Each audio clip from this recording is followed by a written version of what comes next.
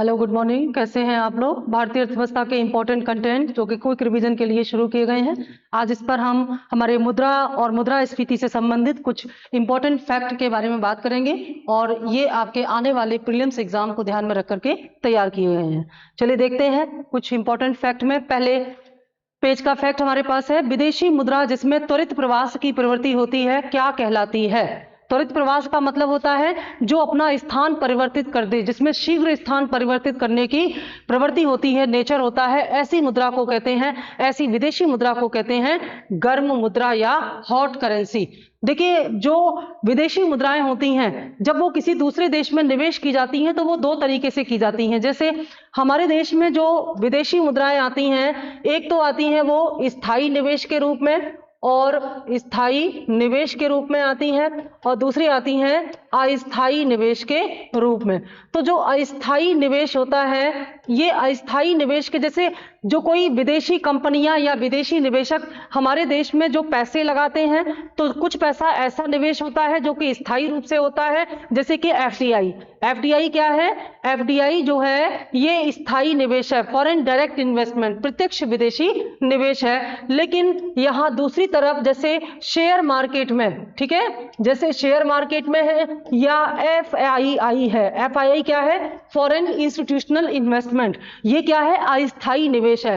तो जब विदेशी मुद्रा इस अस्थायी निवेश के रूप में हमारे देश में आती है, तो क्योंकि उसका स्वभाव तुरंत प्रवृत्ति का या तुरंत प्रवास का होता है, यानी कि वह स्थान परिवर्तित कर देती है, तो ऐसी विदेशी मुद्रा को हम हॉट करेंसी या गर्म मुद्रा कहते हैं। यह वही विदेशी निवेश होता है जो बहुत ही जल्द हमारे देश में इन्वेस्ट कर दिया जाता है और जब चाहे तब इसको वापस ले लिया जाता है। इसीलिए इस मुद्रा को हम हॉट करेंसी कहते हैं और इसकी वजह से हमारे शेयर बाजार में तीव्र परिवर्तन होते हैं। इसकी वजह से हमारे देश से विदेशी मुद्राओं की आवाजाही तेजी होती है, जबकि एफडीआई के रूप में जो हमारे देश में विदेशी मुद्राएं आती हैं, ये देश के आर्थिक विकास में सहायक होती हैं, किंतु स्थायी निवेश के रूप में या एफआईआई और शेयर मार्केट के रूप में जो पैसा विदेशी पूंजी आती है, उनसे देश के आर्थिक विकास को बढ़ावा नहीं मिलता, बल्कि इससे विदेशी विनिमय की तरलता बनी रहती है। विदेशी विनिमय की तरलता का मतलब होता है कि जो विदेशी मुद्राओं की जो लिक्विडिटी है वो पर्याप्त बनी रहती है इस अस्थायी निवेश से, लेकिन आर्थिक विकास में सहायक होता है स्थायी विदेशी निवेश। वह अवैध आय जिस पर आय कर नहीं दिया जाता उसे क्या कहते हैं? काली मुद्रा या ब्लैक मनी। जैसे सरकार द्वारा निर्धारित जो कि हमारा जो आयकर अधिनियम 1961 है, आयकर अधिनियम 1961 के अनुसार जो अगर एक नियमित दायरे से ऊपर जो सरकार द्वारा निर्धारित दायरा है उससे ऊपर अगर हम टैक्स हमारी इनकम है तो हमें टैक्स देना पड़ेगा, ठीक है। तो सरकार समय समय पर ये जो स्लैब है वो बदलती रहती है। जैसे अगर 2.5 लाख सरकार ने न्यूनतम आय रखी है, तो इसका मतलब है अगर हम एक साल में 2.5 लाख से ज्यादा कमाएंगे तो हमको टैक्स देना पड़ेगा। तो मान लीजिए अगर किसी व्यक्ति की आय 5 लाख रुपए है और सरकार का न्यूनतम आय का दायरा 2.5 लाख का है, तो उस व्यक्ति को बचे हुए 2.5 लाख पर टैक्स देना चाहिए। अगर वो इस पर टैक्स नहीं देता तो उसके पास वैध मुद्रा 2.5 लाख है और अवैध यानी कि काला धन 2.5 लाख है, यानी कि वह धन जो कि टैक्स के दायरे में आता है लेकिन फिर भी उस पर टैक्स दिया नहीं जाता, या आय के सोर्स ऑफ इनकम को छुपाकर रखा जाता है। ऐसी आय को हम क्या कहते हैं? काली मुद्रा कहते हैं।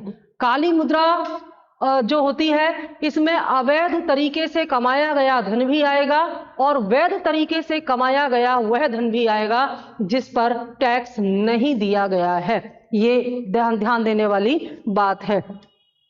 एडीआर, जीडीआर, एसडीआर, इनमें से कौन सी मुद्रा या मुद्राएं कृत्रिम समझी जाती हैं? एडीआर क्या है? American depository receipt. ये क्या है? Global depository receipt. ये क्या है? Special drawing right. और यहां पूछा गया है कि इनमें से कौन सी कृत्रिम मुद्रा है, तो एडीआर और जीडीआर क्या है? एडीआर और जीडीआर का संबंध शेयर मार्केट से है और इनके माध्यम से विदेशी कंपनियां घरेलू बाजार भारत से और भारतीय कंपनियां अंतरराष्ट्रीय बाजार से पूंजी प्राप्त करती हैं। ये क्या है? रिसीप्ट, अमेरिकन डिपॉजिटरी रिसीप्ट और ग्लोबल डिपॉजिटरी रिसीप्ट। तो ये कृत्रिम मुद्राएं नहीं है। एसडीआर क्या है?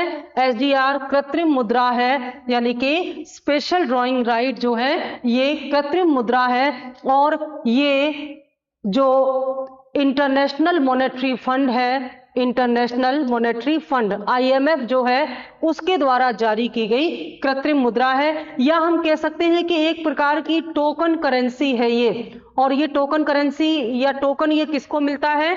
जो देश अंतर्राष्ट्रीय मुद्रा कोष के सदस्य होते हैं उन्हें उनके द्वारा किए अंतर्राष्ट्रीय मुद्रा में किए गए अंशदान के आधार पर जो SDR है वो मिलते हैं और इन SDR का इस्तेमाल विदेशी मुद्राओं के रूप में कर सकते हैं।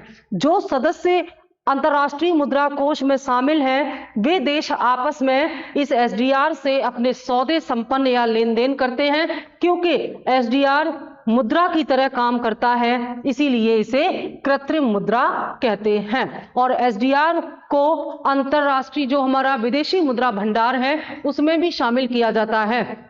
जो हमारा रिजर्व बैंक ऑफ इंडिया है इसकी निगरानी में भारत का जो विदेशी मुद्रा का भंडार रखा होता है और इस विदेशी मुद्रा भंडार में तमाम अन्य संपत्तियों के साथ भारत का जो SDR है अंतर्राष्ट्रीय मुद्रा कोष में उसका मूल्य भी शामिल किया जाता है।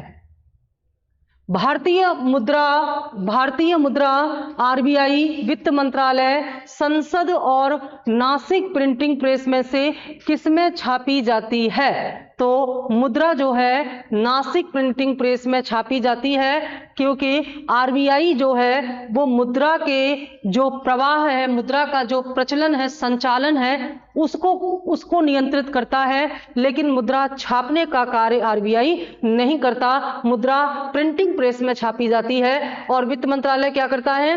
वित्त मंत्रालय देश का बजट बनाता है और संसद क्या करती है? संसद इस बजट को पास करती है। तो RBI देश की वित्तीय व्यवस्था का संचालन करता है, जिसमें मुद्रा का परिचालन भी है, संचालन भी है, और नासिक प्रिंटिंग प्रेस में नोट छापे जाते हैं।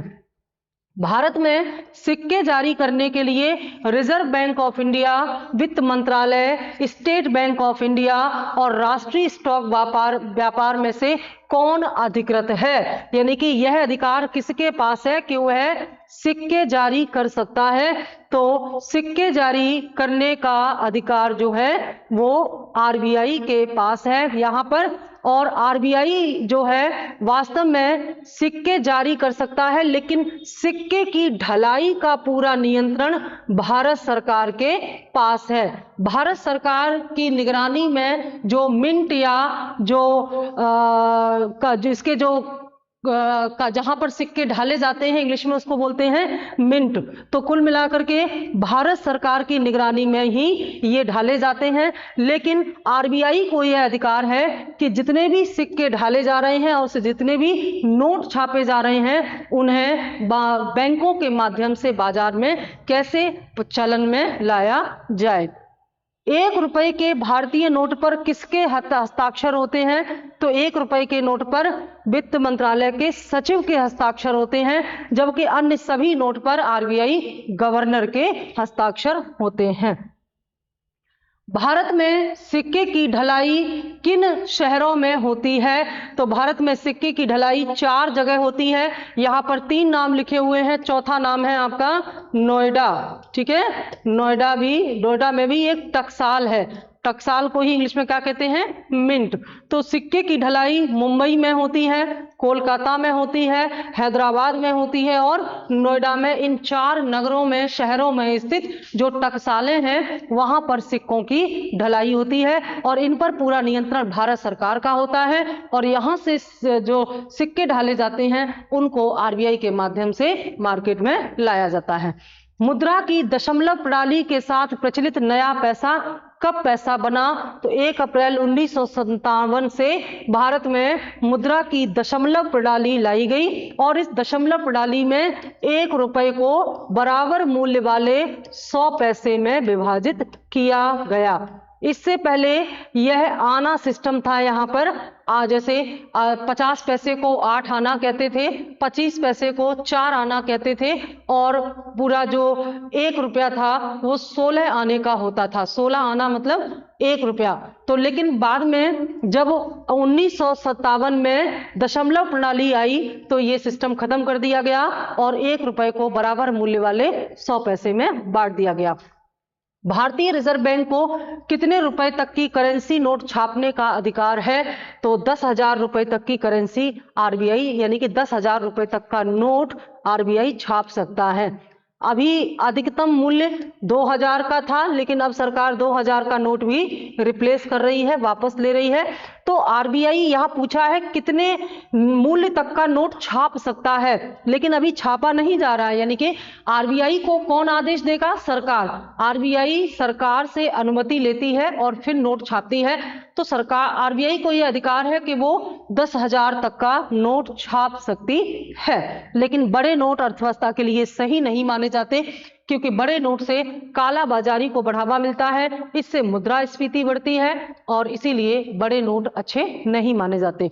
रिजर्व बैंक ऑफ इंडिया के नोट निर्गमन विभाग को न्यूनतम कितने मूल्य का स्वर्ण अपने स्टॉक में हमेशा रखना होता है? तो कुल मिलाकर के 115 करोड़ की जो न्यूनतम निधि प्रणाली है ये अपने पास रखनी होती है। देखिए, इसको थोड़ा सा आप समझ लीजिए कि भारत में जो नोट निर्गमन करने का जो सिद्धांत है वो क्या है? न्यूनतम निधि प्रणाली। वर्तमान में न्यूनतम निधि प्रणाली सिद्धांत के आधार पर ही आरबीआई करेंसी छापता है, और न्यूनतम निधि प्रणाली में आरबीआई को हर समय 200 करोड़ रुपए मूल्य के बराबर संपत्ति अपने पास रखनी पड़ती है, और ये संपत्ति रिजर्व रूप में रखनी पड़ती है आरबीआई को। उसके बाद ही आरबीआई को करेंसी छापने का अधिकार मिलता है। इस 200 करोड़ रुपए में से जो 115 करोड़ रुपए के बराबर संपत्ति होगी वो क्या होगा? गोल्ड होगा, जो कि अभी बताया गया था, गोल्ड या स्वर्ण होगा। ठीक है। इसके अलावा जो बचेगा उसे विदेशी मुद्राओं के रूप में रखा जाएगा, विदेशी मुद्राओं के रूप में रिजर्व रखा जाएगा। और बाकी का जैसे 200 करोड़ तो क्या है? न्यूनतम है, न्यूनतम रखना होगा। लेकिन मान लीजिए कि आरबीआई को 500 करोड़ रुपए छापने हैं, आरबीआई को 500 करोड़ रुपए छापने हैं, तो 200 करोड़ तो न्यूनतम है, कम से कम है। लेकिन बचे हुए 300 करोड़ रुपए के मूल्य के लिए क्या रिजर्व रखना होगा? क्योंकि आरबीआई द्वारा छापा गया हर नोट के पीछे कुछ ना कुछ गारंटी रखी जाती है। बिना गारंटी के एक भी नोट नहीं छापता आरबीआई। तो जो 500 करोड़ रुपए छापेगा आरबीआई, उसमें 200 करोड़ रुपए मूल्य तो रिजर्व इस तरह से रख लिए जाएंगे, लेकिन बची हुई 300 करोड़ रुपए जो छापेगी उनकी गारंटी के रूप में भी कुछ सिक्योरिटी आरबीआई अपने पास रखेगा। लेकिन वो कंपलसरी नहीं है कि वो किस फॉर्म में होंगे, वो किसी भी रूप में हो सकते हैं। लेकिन ये कंपलसरी है कि 115 करोड़ रुपए जो है वो गोल्ड होना चाहिए, और बचा हुआ जो क्या है 85 करोड़ है वो विदेशी मुद्राएं होनी चाहिए। ये न्यूनतम रिजर्व है जिसके बिना आरबीआई नोट नहीं छाप सकता। ठीक है। तो ये हमारा जो फैक्ट था उसके पास फिर से चलेंगे हम लोग। तो यहाँ फैक्ट ये है कि आरबीआई के नोट निर्गमन विभाग को न्यूनतम कितने मूल्य का गोल्ड अपने स्टॉक में हमेशा यानी कि रिजर्व चाहिए? तो 115 करोड़ के बराबर गोल्ड उसको हमेशा चाहिए। यदि आप अपने बैंक के मांग जमा खाते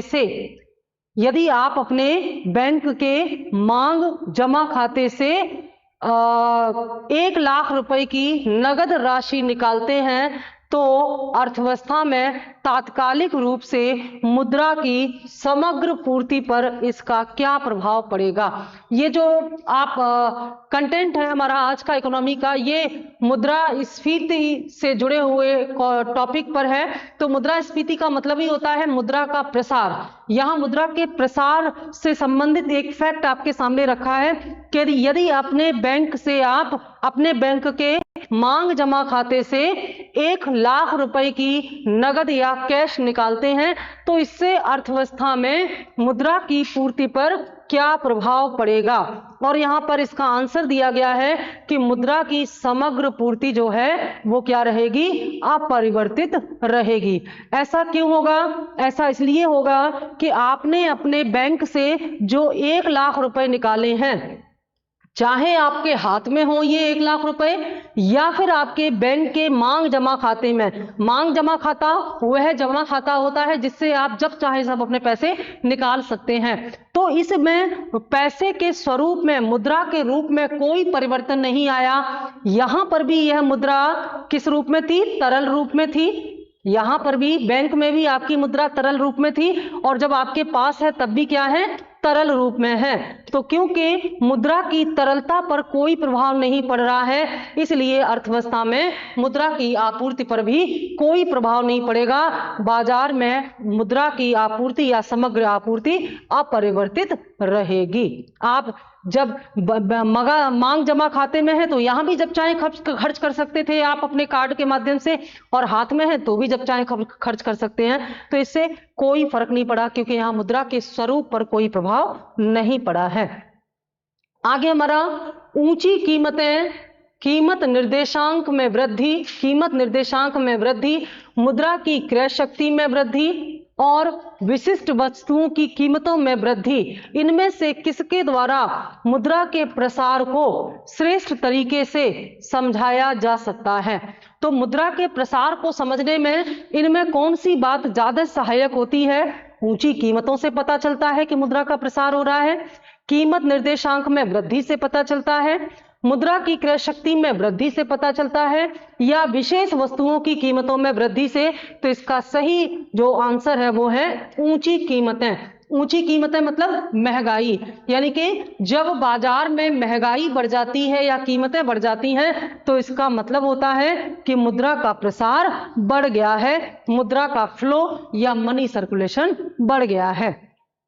वस्तुओं का मूल्य बढ़ना, मुद्रा का मूल्य गिरना, विनिमय दर में सुधार होना, इनमें से कौन मुद्रास्फीति के कारण होता है?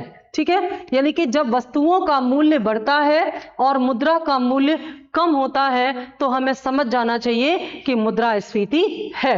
मुद्रास्फीति के कारण ही वस्तुएं महंगी हो जाती हैं और मुद्रा सस्ती हो जाती है।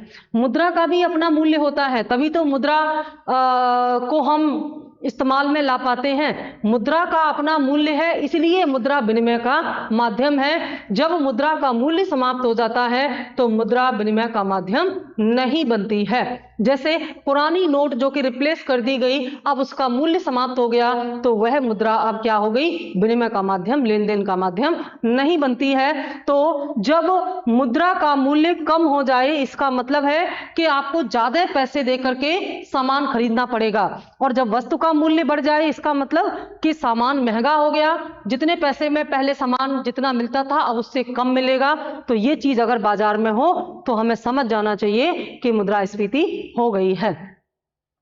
अर्थव्यवस्था में नकदी की मात्रा को कम करना, समव्यवहार के अंकीय तरीकों का अधिक उपयोग कर आधार को बढ़ावा देना और जीडीपी का विकास दर में वृद्धि करने में कौन सा भारत में विमुद्रीकरण का औपचारिक उद्देश्य नहीं था? ये जो 2016 में भारत सरकार द्वारा विमुद्रीकरण किया गया, इसके उद्देश्य से में बताया गया है कि कौन सा इसका उद्देश्य नहीं था। तो अर्थव्यवस्था में नकदी की मात्रा को कम करना ये भी उद्देश्य था। व्यवहार में अंकीय तरीके यानी कि डिजिटल तरीके से लेन देन को बढ़ावा देना ये भी सही था। कर आधार को बढ़ावा देना यानी कि ज्यादा से ज्यादा लोग टैक्स दें, ये भी इसका एक उद्देश्य था। लेकिन जीडीपी की विकास दर इससे बढ़ेगी ऐसा कोई उद्देश्य इसमें रखा नहीं गया था। तो विमुद्रीकरण के द्वारा ये जो सरकार ने उद्देश्य रखे थे, क्या उन उद्देश्यों की प्राप्ति हो पाई है? और क्या आप पर इस विमुद्रीकरण का, डीमोनेटाइजेशन का कोई नकारात्मक प्रभाव पड़ा? मुझे कमेंट करके जरूर बताइएगा। साहूकार, ऋणी ऑब्लिक लेनदार, बचत साहूकार, ऋणी, बचत खाता अकाउंट रखने वाला और राजकीय पेंशन यानी कि सरकारी पेंशन प्राप्त करने वाला, इनमें से कौन मुद्रास्फीति से सर्वाधिक लाभ प्राप्त करता है? उत्तर है ऋणी व्यक्ति। ऋणी व्यक्ति कौन होता है? जो कर्ज लेता है। ध्यान देना, अगर किसी व्यक्ति ने किसी दूसरे व्यक्ति से कर्ज लिया है तो वो कौन हो गया? ऋणी हो गया। अगर मुद्रास्फीति बढ़ेगी तो ऋण लेने वाले को लाभ होगा, बाकी सबको नुकसान होगा। जैसे साहूकार को नुकसान हो जाएगा। मान लीजिए अगर जब इस साहूकार ने किसी को 5% पर 1 लाख रुपए ऋण दिया था, उस समय महंगाई सपोज दैट 10% थी और बाद में महंगाई बढ़ के 15% हो गई, तो इस साहूकार को नुकसान होगा। ठीक है। इसके अलावा लेनदार ऋणी जो है इसको लाभ होगा, क्योंकि वास्तव में ऋणी को अब 10% ब्याज ही देना है और 1 लाख का 1 लाख वापस करना है, जबकि जब इसने 1 लाख रुपए लिया था तब इसका वास्तविक मूल्य ज्यादा था और जब ये वापस कर रहा है उस समय स्फीति बढ़ जाने के कारण उस मुद्रा के वास्तविक मूल्य में कमी आ चुकी है। बचत रखने वाले व्यक्ति को घाटा होगा, क्योंकि हमने बचा करके रखा 1 लाख रुपए, लेकिन महंगाई बढ़ने से उसका मूल्य रह गया 80,000 रुपए, तो इसका भी नुकसान होगा। और जो पेंशन प्राप्त करने वाले हैं इनका भी नुकसान होगा, क्योंकि महंगाई बढ़ती जाएगी और पेंशन फिक्स होगी, तो ऐसे में बढ़ी हुई महंगाई में इसे अपने खर्चे चलाना मुश्किल हो जाएगा और पेंशन के रूप में इसको जो मुद्रा मिल रही है उसका वास्तविक मूल्य पहले से कम हो जाएगा। ठीक है। तो मुद्रास्फीति के जो प्रभाव है वहां से ये फैक्ट लिया गया है। फिलिप्स वक्र मुद्रास्फीति एवं बेरोजगारी, फिलिप्स वक्र मुद्रास्फीति एवं बेरोजगारी, मुद्रास्फीति एवं बेरोजगारी, मुद्रास्फीति एवं अदृश्य बेरोजगारी और मुद्रा विस्फीति एवं चक्रीय बेरोजगारी में से किसके मध्य संबंध को व्यक्त करता है? तो फिलिप्स वक्र जो है यह मुद्रास्फीति और बेरोजगारी के बीच में संबंध को बताता है। भारत में मुद्रास्फीति को किसके द्वारा नापा जाता है? तो भारत में व्यापक रूप से थोक मूल्य सूचकांकों का प्रयोग मुद्रास्फीति के लिए किया जाता है।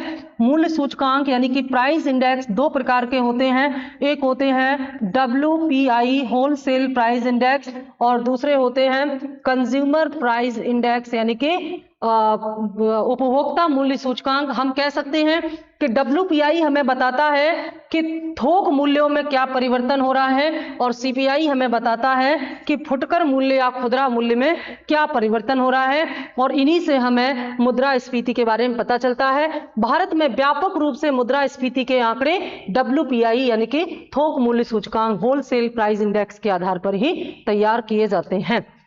मांग पर नियंत्रण, मुद्रा की पूर्ति का नियंत्रण, ब्याज दर को कम करना और वस्तुओं की राशनिंग, इनमें से कौन एक मुद्रास्फीति नियंत्रण की विधि नहीं है? तो ब्याज दर को कम करने से मुद्रास्फीति और ज्यादा बढ़ जाएगी, ना कि कम होगी। मुद्रास्फीति तभी कम होगी जब मुद्रा के प्रसार को हटाया जाएगा, और मुद्रा का प्रसार तब होगा, मुद्रा के प्रसार में कमी तब आएगी जब ब्याज दर को क्या होगा? कम नहीं किया जाएगा बल्कि बढ़ाया जाएगा, क्योंकि जब ब्याज दर बढ़ जाएगा तो बाजार में मुद्रा का फ्लो धीमा हो जाएगा और उसी से मुद्रास्फीति नियंत्रण में आएगी। इसके अलावा अगर मांग पर नियंत्रण यानी कि डिमांड पर कंट्रोल किया जाए, मुद्रा की पूर्ति को कम किया जाए और यहाँ पर वस्तुओं की राशनिंग की जाए। वस्तुओं की राशनिंग का मतलब होता है निर्धारित दर पर निर्धारित मात्रा में अगर वस्तुओं की बिक्री हो तो इनसे मुद्रास्फीति पर नियंत्रण पाया जा सकता है। लेकिन ये वाली चीज जो है इससे मुद्रास्फीति पर नियंत्रण प्राप्त नहीं किया जा सकता। भारतीय रिजर्व बैंक, भारत सरकार, नीति आयोग और वित्त आयोग में से किसने +2% के सहनीय स्तर के साथ 4% का मुद्रास्फीति का लक्ष्य निश्चित किया है? तो ये भारत सरकार है। देखिए, मुद्रास्फीति सीमित मात्रा में अगर हो तो अर्थव्यवस्था के लिए अच्छा है, लेकिन अगर तेजी से हो, मुद्रास्फीति का मतलब होता है कि मूल्यों में निरंतर और तेजी से वृद्धि होना। जब मूल्यों में निरंतर और तेजी से वृद्धि होती रहती है तो इसे मुद्रास्फीति कहते हैं। लेकिन एक निर्धारित दर से निश्चित मात्रा में और लिमिट में जब मुद्रास्फीति बढ़ती है तो इससे अर्थव्यवस्था को लाभ ही होता है, क्योंकि अगर कीमतें नहीं बढ़ेंगी तो लाभ कैसे बढ़ेगा? लाभ नहीं बढ़ेगा तो नया उत्पादन करने के लिए प्रोत्साहन नहीं मिलेगा। भारत सरकार ने यह तय किया है, किसके साथ? भारत सरकार ने RBI और नीति आयोग के साथ यह तय किया है, ठीक है, कि इससे जो है कुल मिलाकर के हमारी जो मुद्रास्फीति है सामान्यतः 4% वार्षिक होना चाहिए, जो +2% और साथ ही साथ -2% होनी चाहिए। यानी कि वार्षिक स्तर पर भारत की कीमत वृद्धि 2% से कम और 6% से अधिक नहीं होनी चाहिए। अगर कीमतें 2% से भी नीचे जाएंगी तो भविष्य में मंदी आने का डर रहेगा, और कीमतें अगर 6% से भी ऊपर निरंतर जाती रहीं तो स्फीति आने का डर रहेगा। इसे 4 और 2 के बीच में, इसे 6 और 2 के बीच में यानी कि 4% के आसपास लाने की आवश्यकता है। भारतीय रिजर्व बैंक आर्थिक कार्य विभाग, श्रम ब्यूरो एवं कार्मिक और प्रशिक्षण विभाग में से कौन औद्योगिक कर्मकारों के लिए उपभोक्ता मूल्य सूचकांक निकालता है? जैसे मैंने बताया कि सीपीआई जो है, तो सीपीआई खुदरा मूल्य देखता है और सीपीआई के कई प्रकार हैं। तो सीपीआई का एक प्रकार क्या भी है? सीपीआई का एक प्रकार है औद्योगिक श्रमिकों का उपभोक्ता मूल्य सूचकांक, यानी कि सीपीआई फॉर इंडस्ट्रियल वर्कर, यानी कि जो औद्योगिक क्षेत्र है उनमें जो श्रमिक काम करते हैं उनकी जो तनख्वाह है उसको घटाने और बढ़ाने के संदर्भ में CPI-IW का प्रयोग किया जाता है, और यह सूचकांक श्रम ब्यूरो द्वारा तैयार किया गया है, और इसी के आधार पर जो है महंगाई भत्ते का निर्धारण भी किया जाता है। ये क्वेश्चन पूछा गया है कि सरकार द्वारा अपने कर्मचारियों का जो महंगाई भत्ता बढ़ाया जाता है वह किसके आधार पर? तो वो CPI-IW यानी कि औद्योगिक श्रमिकों का उपभोक्ता मूल्य सूचकांक के आधार पर बढ़ाया या घटाया जाता है। हीनार्थ प्रबंधन से मुद्रास्फीति होती है। इससे मुद्रास्फीति की आपूर्ति किसकी तुलना में अधिक हो जाती है? उत्तर है वस्तुओं और सेवाओं की तुलना में। तो ये हीनार्थ प्रबंधन क्या है? इसे इंग्लिश में डेफिसिट मैनेजमेंट कहते हैं। जैसे अगर बजट में सरकार की आय 100 रुपए है और सरकार का व्यय 150 रुपए है, तो ये जो -50 है ये क्या है? घाटा। ये क्या है? सरकार का घाटा। और इस घाटे को पूरा करने के लिए सरकार जो प्रबंध करेगी उसे कहा जाएगा हीनार्थ प्रबंधन, डिफिसिट मैनेजमेंट। तो इस घाटे को पूरा करने के से मुद्रास्फीति होती है। इसका मतलब समझिए, घाटे को पूरा करने से भला मुद्रास्फीति कैसे हो सकती है? तो समझिए कि जब सरकार घाटा पूरा करती है, हीनार्थ प्रबंधन करती है, तो सरकार को बड़ी मात्रा में पूंजी का प्रबंध करना पड़ता है, और इस पूंजी का प्रबंध सरकार को जब करना पड़ता है तो निश्चित तौर पर इससे बाजार में मुद्रा का प्रवाह बढ़ जाता है, और इससे मुद्रा की मात्रा अधिक हो जाती है, मुद्रा की आपूर्ति अधिक हो जाती है, और वस्तुओं और सेवाओं की आपूर्ति कम हो जाती है। जैसे बाजार में अगर सामान कम है, बिक्री के लिए सामान कम है और लोगों की जेब में खरीदने के लिए पैसा ज्यादा है, तो निश्चित तौर पर इससे मुद्रास्फीति या महंगाई बढ़ जाएगी। तो सरकार द्वारा बजट के कुप्रबंधन या बड़ी मात्रा में हीनार्थ प्रबंधन किए जाने से भी मुद्रास्फीति बढ़ती है। इसीलिए कहा जाता है कि सरकार का जो बजट है वो बैलेंस होना चाहिए। जैसे जैसे हम इस क्विक रिवीजन में आगे बढ़ते जाएंगे और इंपॉर्टेंट और सिंसियर फैक्ट आपके लिए आते जाएंगे, और मुझे पूरी उम्मीद है कि ये आपके एग्जाम में आपकी बहुत ज्यादा हेल्प करेंगे, तो इनको मिस ना करें। और अगर आपको समझ में नहीं आ रहा क्योंकि टफ सब्जेक्ट है तो बार बार इसको पढ़ें। हम थोड़ा थोड़ा कॉन्सेप्ट लेके भी चल रहे हैं, इसीलिए हम इकोनॉमी में कम फैक्ट लेकर के ज्यादा इसको व्याख्या या एक्सप्लेन आपके लिए कर पा रहे हैं। Thank you.